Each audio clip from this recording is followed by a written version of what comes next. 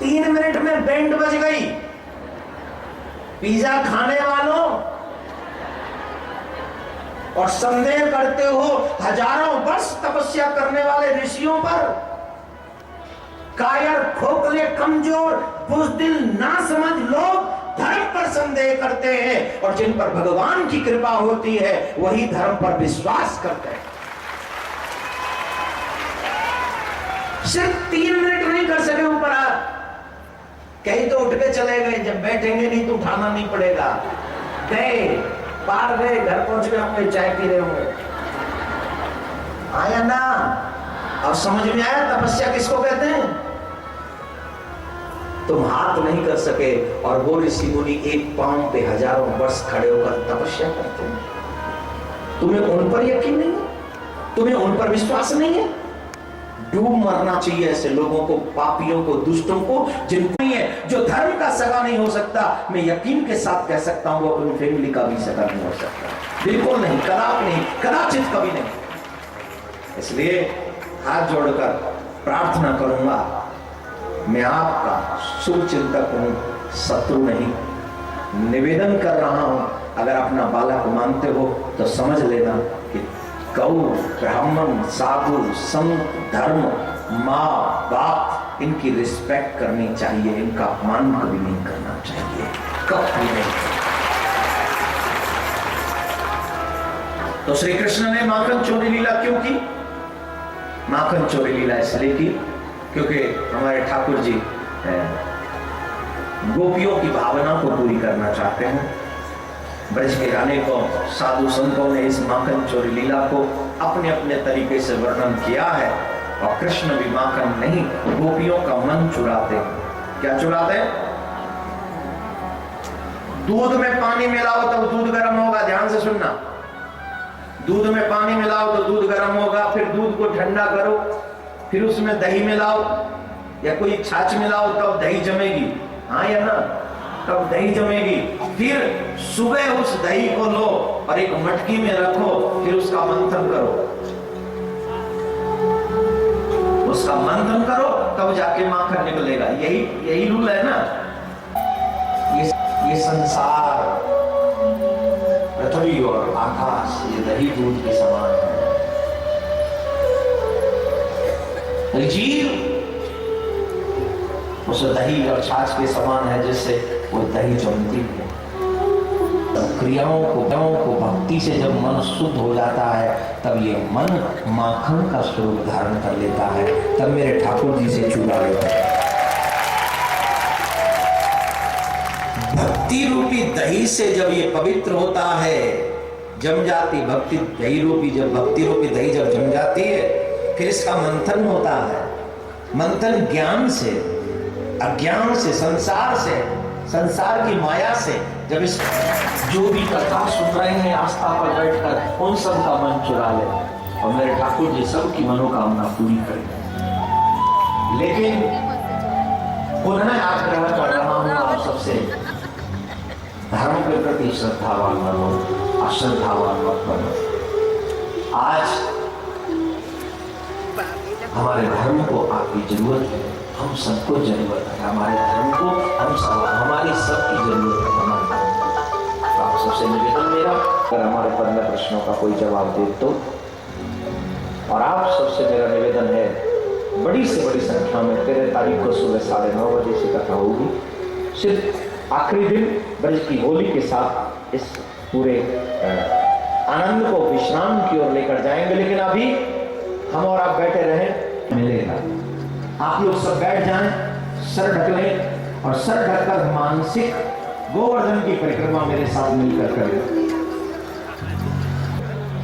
मानसिक पाप नहीं, मानसिक पूजा अगर जीव करे तो मानसिक पुण्य को मेरे गोविंद स्वीकार कर लेते हैं। तो अपना, कई लोग को बड़े बदकिस्मत है, वो लोग मानसिक पूजा भी नहीं कर पाते ठाकुर जी।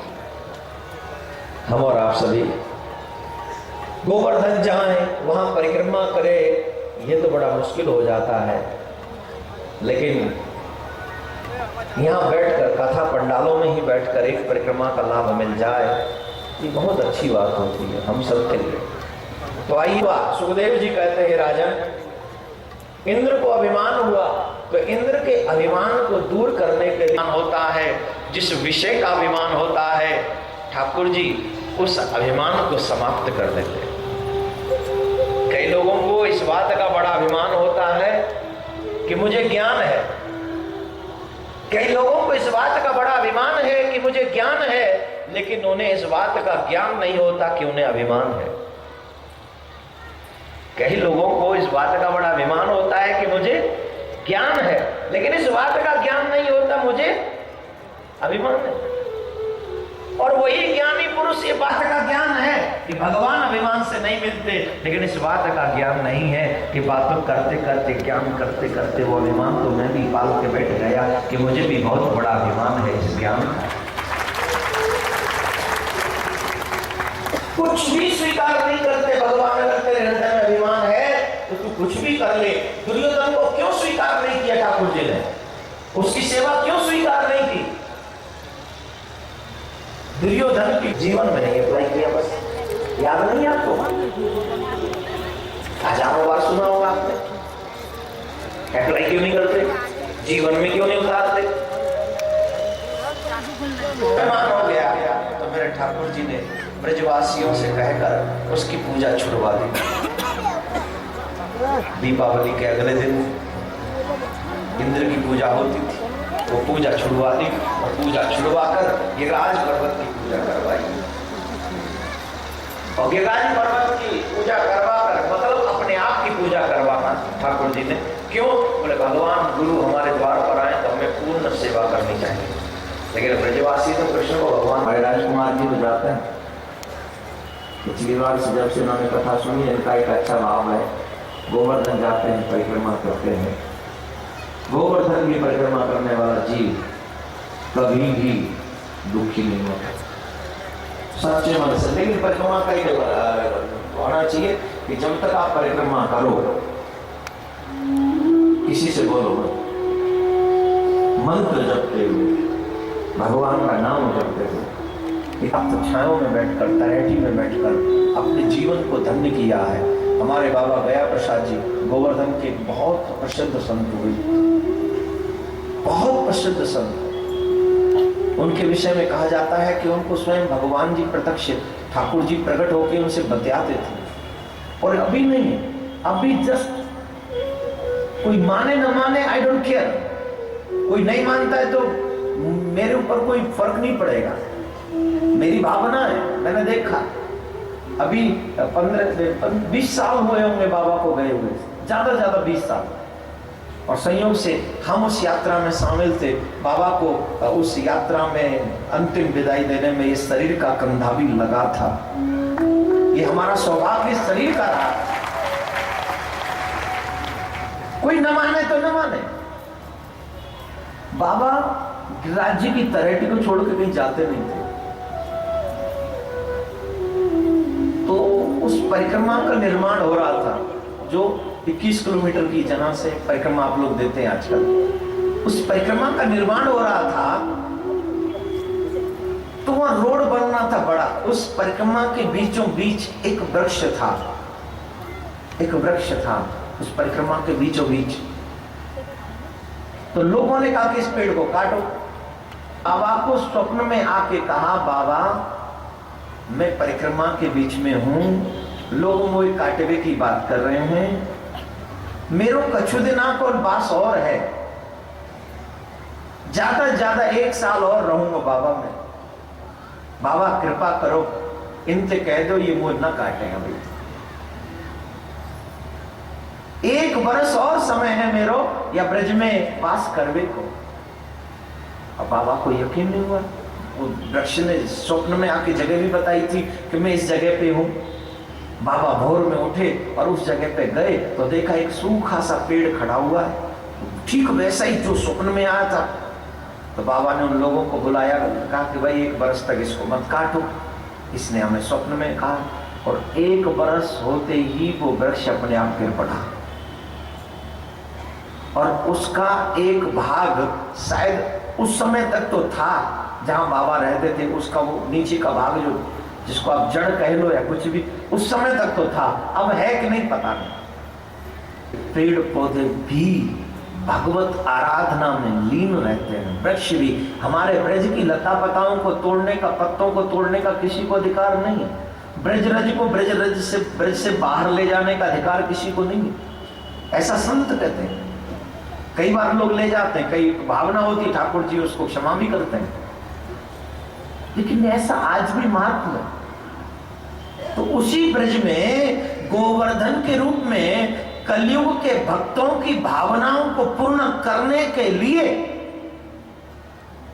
आज भी श्री कृष्ण गिरिराज के रूप में गोवर्धन में विराजमान है। और जो वहां जाकर पूर्णिमा पे परिक्रमा करते हैं, गिरिराज उनकी सारी मनोकामनाएं पूर्ण करते हैं। चिंता मत करो, मोह सब पता है कैसे होगी पूजा। क्यों? बोले इनते बड़ो आचार्य कोई नहीं है, कृष्णम वंदे जगत गुरु। दुनिया में सबसे बड़ा आचार्य कौन? बोले कृष्ण। सबसे दुनिया में सबसे छोटा सेवक कौन? बोले कृष्ण। You don't believe ना? अणो अणियान मैं तो मैयान। सबसे छोटा कृष्ण है और सबसे बड़ा कृष्ण है। जो बड़े होते हैं वो सिर्फ बड़े नहीं रहते, छोटी सेवा भी करते हैं। और जो सिर्फ बड़ा ही काम करें बड़े लोग, तो समझना वो बड़ा नहीं है। धर्मराज के यज्ञ में वो झूठी पत्तल भी उठाते हैं, झूठी पत्तल भी उठाते हैं। और जरूरत पड़े तो महाभारत के युद्ध में अर्जुन को गीता का उपदेश सुनाते।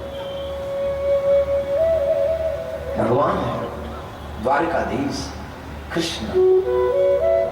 गोवर्धन की जब पूजा होने लगी तो एक भक्त ने बहुत अच्छा वर्णन किया है।